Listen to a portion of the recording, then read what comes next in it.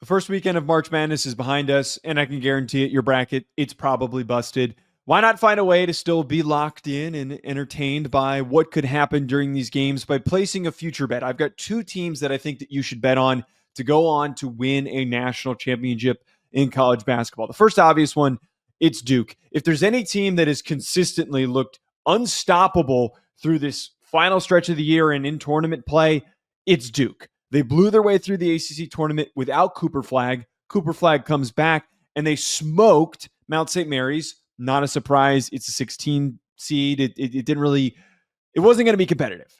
But Baylor was a scrappy, quality Big 12 team. We saw the Big 12 teams and how they were able to perform this weekend. Duke demolished Baylor 89-66. That game looked like it was over before it even started. I originally projected and said that the two teams I would have bet on at the beginning of the tournament were Duke and Florida. I think Florida played a good game against UConn, but they showed a little bit of their signs of mortality. That there's a shot that they drop one before they end up getting to the Final Four or losing before they get to the national championship game. Duke, to me, has not only the momentum, but the energy and also the star power for them to get the job done and to win a natty. The next, and I want to throw out a long shot here. It'd be easy for us to talk about Houston. It would be easy for us to talk about Auburn.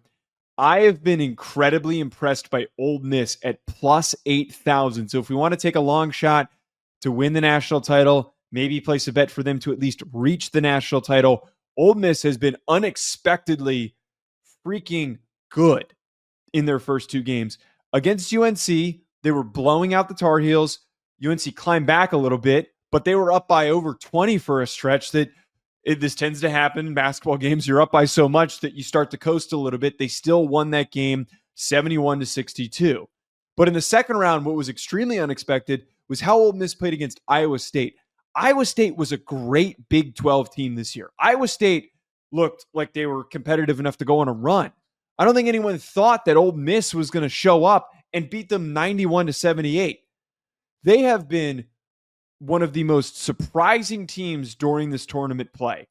And I think that every year there's always one team that when we see early after the first weekend that just has the focus, that is the unexpected team that's playing better than everybody else that's not a top seed.